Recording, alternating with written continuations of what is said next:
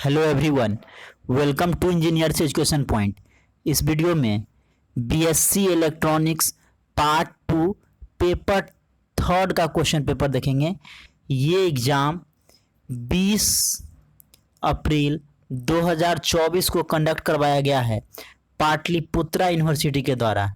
ये BSc electronics का course an college Patna में होता है, जो कि पाटलिपुत्रा यूनिवर्सिटी के अंतर्गत आता है। तो ये पार्ट 2 का है, पेपर थर्ड। हम लोग इसमें क्वेश्चन को देखेंगे, डिफरेंट सारा क्वेश्चन जो पूछा गया है। आप देख सकते हैं यहाँ पे मैक्सिमम मार्क्स जो है वो 75 मार्क्स का है। यहाँ पे मैक्सिमम 75 मार्क्स का है। 3 घंटे का टाइम है और हम लोग क्वेश्चन को इसमें देखने वाले हैं। यहाँ पे देख सकते हैं इंस्ट्रक्शन में, तो क्वेश्चन नंबर 1 जो है कंपलसरी है, जो कि ऑब्जेक्टिव टाइप है। Answer any 5 question selecting at least 1 question from each group. प्रत्येक ग्रुप से जो है एक क्वेश्चन लेना है और क्वेश्चन नंबर 1 कंपलसरी है। तो हम लोग चलिए क्वेश्चन की ओर चलते हैं। क्वेश्चन नंबर 1 है, इसका पहला है, क्या कह रहा है? Wien bridge oscillator is basically, when bridge oscillator क्या है? तो ये आरसी ऑसिलेटर होता है। आरसी ऑसिलेटर मीन्स रेसिस्टर और कैपेसिटर के मिला करके इस रेसिस्टर को वेन ब्रिज ऑसिलेटर को बनाया जाता है। रेसिस्टर और कैपेसिटर को मिला करके 1 का बी हो जाएगा। क्वेश्चन नंबर 2 की ओर चलेंगे। क्वेश्चन नंबर 2 क्या कह रहा है? Ruby laser is an example of, ruby laser किसका एग्जाम्पल है? 2 level lasing system, 3 level lasing system, 4 level lasing system, none of the above. तो रूबी लेजर जो है ये 3 लेवल लेजिंग सिस्टम का एग्जाम्पल है। ऑप्शन बी हो जाएगा 3 level lasing system. Question number 3 की ओर चलेंगे। क्वेश्चन नंबर 3 है, the fundamental components of a lasing system is are. Lazing system का फंडामेंटल कंपोनेंट्स क्या है? Active medium, resonant cavity, pumping source, all of the above. ये जो भी है, जहाँ ये सभी जो है active medium, resonant cavity, pumping source, ये सभी जो है ये फंडामेंटल कंपोनेंट्स है लेजिंग सिस्टम का। मीन्स लेजिंग सिस्टम में ये सभी चीज़ प्रेजेंट होता है। नेक्स्ट क्वेश्चन की ओर चलेंगे। क्वेश्चन नंबर 4 क्या कह रहा था? Semiconductor laser is an example of A. Semiconductor laser जो है किसका एग्जाम्पल है? तो ये सॉलिड लेयर के एग्जाम्पल है, ठीक है ना। सॉलिड स्टेट लेयर या सेमीकंडक्टर लेयर, ये दोनों क्या है? सॉलिड लेयर का एग्जाम्पल है। 4 का सी हो जाएगा। क्वेश्चन नंबर 5 की ओर चलेंगे। A square wave signal is produced by which of the following. कह रहा है किसके द्वारा स्क्वायर वेव सिग्नल जो है जनरेट किया जाता है, प्रोड्यूस किया जाता है? तो ए स्टेबल मल्टीवाइब्रेटर, ए स्टेबल मल्टीवाइब्रेटर जो है स्क्वायर वेव सिग्नल जो है जनरेट करता है। ए स्टेबल मल्टीवाइब्रेटर को फ्री रनिंग ऑसिलेटर भी बोलते हैं। फ्री रनिंग ऑसिलेटर ये स्क्वायर वेव सिग्नल को जनरेट करता है। तो 5 का बी हो जाएगा। क्वेश्चन नंबर 6 की ओर चलेंगे। क्वेश्चन नंबर 6 है, Kelvin bridge is use to measure which of the following. Kelvin bridge से हम लोग क्या मेजर करते हैं? तो कैल्विन ब्रिज से लो रेसिस्टेंस को मेजर करते हैं। लो रेसिस्टेंस मेजर करने के लिए कैल्विन ब्रिज का यूज करते हैं। मीडियम रेसिस्टेंस मेजर करने के लिए व्हीटस्टोन ब्रिज का यूज करते हैं। और हाई रेसिस्टेंस मेजर करने के लिए मेगर का यूज करते हैं। तो लो रेसिस्टेंस पूछा है तो कैल्विन ब्रिज हो जाएगा। ऑप्शन सी हो जाएगा 6 का। क्वेश्चन नंबर 7 की ओर चलेंगे। क्वेश्चन नंबर 7 है, the integration of a square wave will be a. तो स्क्वायर वेव को जब आप इंटीग्रेट करते हो तो क्या मिलता है? स्क्वायर वेव को इंटीग्रेट करने पे ट्रायंगुलर वेव मिलता है। ट्रायंगुलर वेव ऑप्शन ए हो जाएगा 7 का। ट्रायंगुलर वेव, स्क्वायर वेव को इंटीग्रेट करने पे ट्रायंगुलर वेव मिलता है। क्वेश्चन नंबर 8 है, the wavelength of a radiation emitted by ruby laser is about. Ruby laser के द्वारा जो वेवलेंथ रेडिएट किया जाता है वो कितना होता है? तो वेवलेंथ जो है ये 694.3 नैनोमीटर होता है एग्जैक्ट। तो यहाँ पे अकॉर्डिंग टू ऑप्शन क्या हो जाएगा? 694 नैनोमीटर हो जाएगा। 694 नैनोमीटर। और 1 नैनोमीटर बराबर क्या हो जाएगा? 10⁻⁻9 मीटर के बराबर हो जाएगा। ऑप्शन ए हो जाएगा 8 का। क्वेश्चन नंबर 9 की ओर चलेंगे। क्वेश्चन नंबर 9 कह रहा है, an ideal operational amplifier contain. Ideal operational amplifier में क्या होता है, तो इनपुट इम्पीडेंस जो है इनफाइनाइट होता है, आउटपुट इम्पीडेंस जीरो होता है, common mode rejection ratio CMRR infinite होता है, बैंडविड्थ इनफाइनाइट होता है, गेन इनफाइनाइट होता है। तो इनपुट इम्पीडेंस इनफाइनाइट होता है और आउटपुट इम्पीडेंस जो है वो जीरो होता है। तो अकॉर्डिंग टू ऑप्शन क्या हो जाएगा, सी जो है सही है, सी सही है। क्वेश्चन नंबर 10 की ओर चलेंगे। To measure the quality factor of a coil which of the following is use. Quality factor जो है मेजर करने के लिए किसका यूज करते हैं, तो क्यू मीटर का यूज करते हैं। Q meter quality factor meter का यूज करते हैं, क्योंकि पोटेंशियोमीटर से क्या करते हैं हम लोग, अननोन वोल्टेज को मेजर करते हैं, नोन वोल्टेज से कंपेयर करके अननोन वोल्टेज को मेजर करते हैं। एनर्जी मीटर से हम लोग एनर्जी मीटर करते हैं, वोल्ट मीटर से वोल्टेज मेजर करते हैं, क्यू मीटर से क्वालिटी फैक्टर को मेजर करते हैं। 10 का डी हो जाएगा। ग्रुप ए का क्वेश्चन नंबर 2 का ए में पूछा है। क्वेश्चन नंबर 1 कंपलसरी है, क्वेश्चन नंबर 2 ग्रुप ए प्रत्येक ग्रुप से जो है एक एक क्वेश्चन कंपलसरी है, एटलीस्ट एक क्वेश्चन करना है।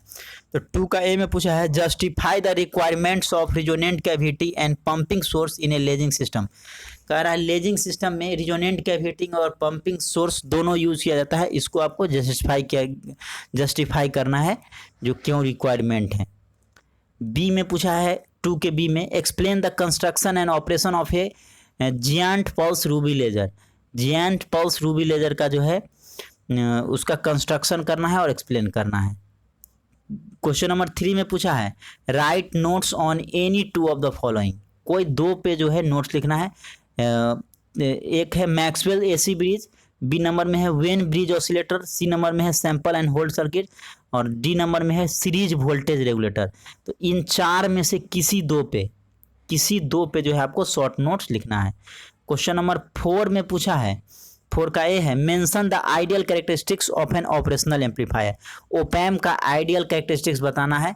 तो इनपुट इम्पीडेंस इनफाइनाइट होता है ओपैम का, आउटपुट इम्पीडेंस जीरो होता है, गेन इनफाइनाइट होता है, common mode rejection ratio CMRR infinite होता है।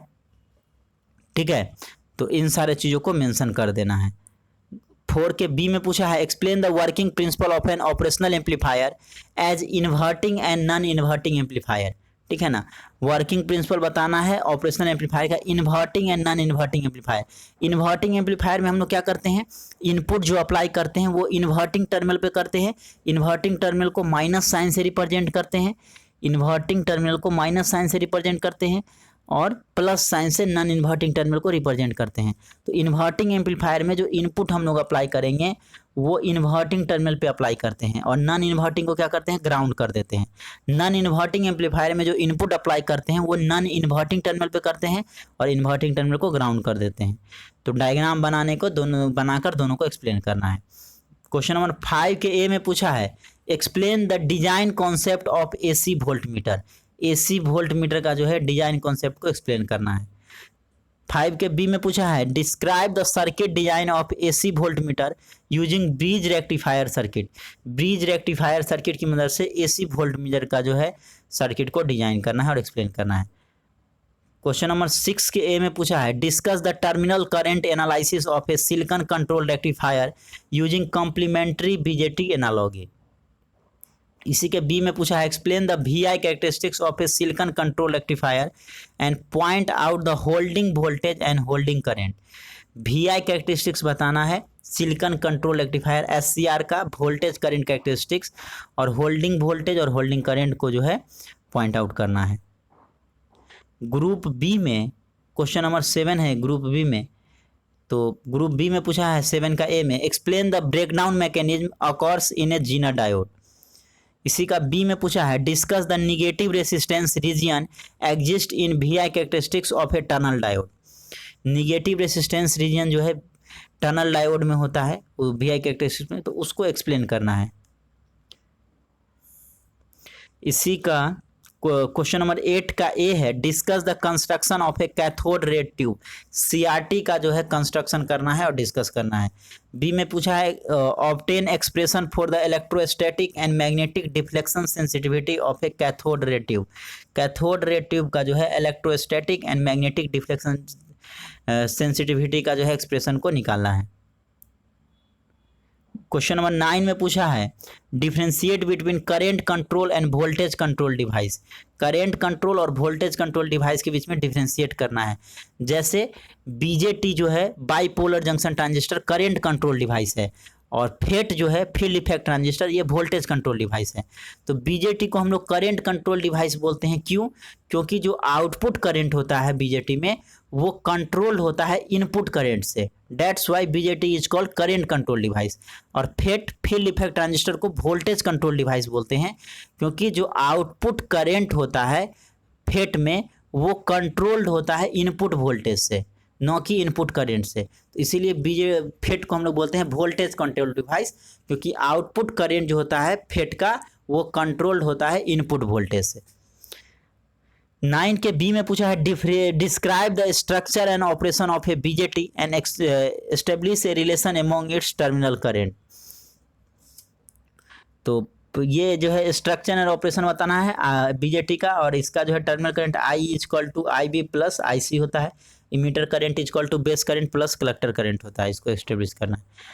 क्वेश्चन नंबर 10 का ए में पूछा है, differentiate between spontaneous emission and stimulated emission of radiation.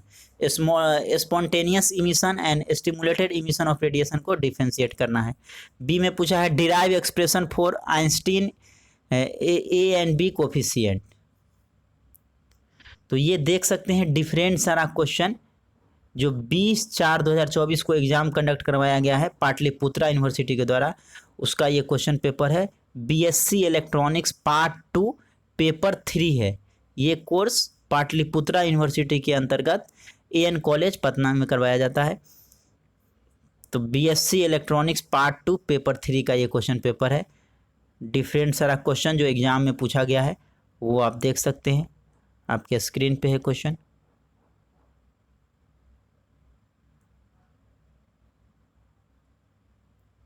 देख सकते हैं आप डिफरेंट सारा क्वेश्चन जो पूछा गया है।